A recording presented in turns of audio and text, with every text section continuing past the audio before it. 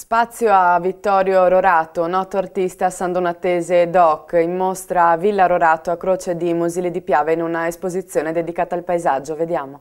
I quadri di Vittorio Rorato, noto artista sandonatese doc, in mostra il 4 e 5 maggio a Villa Rorato a Croce di Musili di Piave.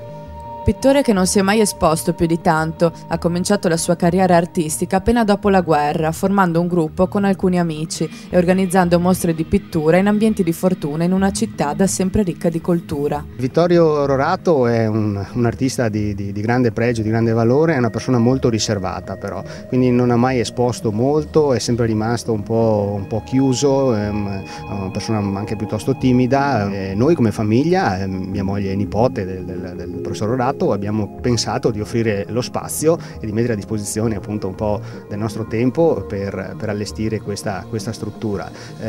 Vogliamo che l'arte di Vittorio, che è esposto a San Donà, che da 50 anni è stato il primo pittore ad aver esposto a San Donà dopo la fine della seconda guerra mondiale, ha una carriera di 50 anni, ha avuto anche parecchi riconoscimenti, non è molto conosciuto proprio per il suo carattere schivo. Noi vorremmo che un po' dei suoi quadri uscissero dal suo atelier di Viale Libertà a San Donà e così all'aria aperta in questa giornata, grazie a Dio, di sole, vengano apprezzati da più gente possibile.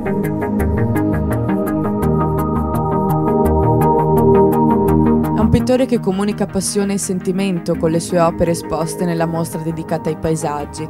Quadri che ritraggono paesaggi della sua patria, la natura del territorio, giochi di luce che infondono armonia nell'ammirazione, pennellate che forniscono movimento alle immagini riprodotte. È un artista che riproduce paesaggi semplici e reali, caricando le opere di un significato profondo e ispirando a sua volta l'osservatore nella fantasia e nell'immaginazione. È una pittura intimistica, è una pittura contemplativa, è una pittura che trasmette gioia e serenità e soprattutto è una pittura colta. Vedo, almeno io ritengo personalmente, che proprio dietro ogni quadro si sente una ricerca sincera, onesta quello che si dice dal punto di vista pittorico. Non ci sono mode, non ci sono virtuosismi banali, non ci sono banalità, c'è la ricerca dell'essenziale, del bello.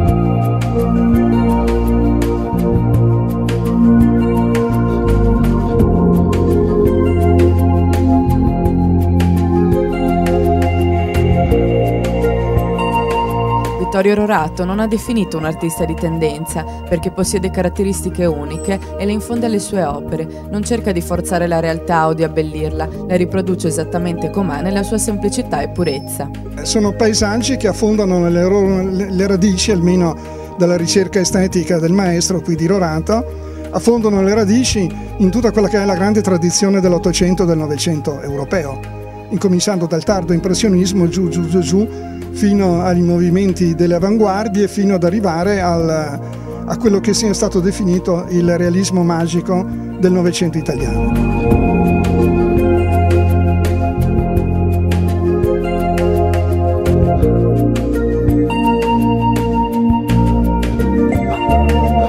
I colori sono quasi fuggenti e si infondono l'uno nell'altro, creando le giuste atmosfere delicate, e gioca un ruolo fondamentale il contrasto di luce, che non soffoca i paesaggi, ma li rende ancora più armoniosi e quasi morbidi.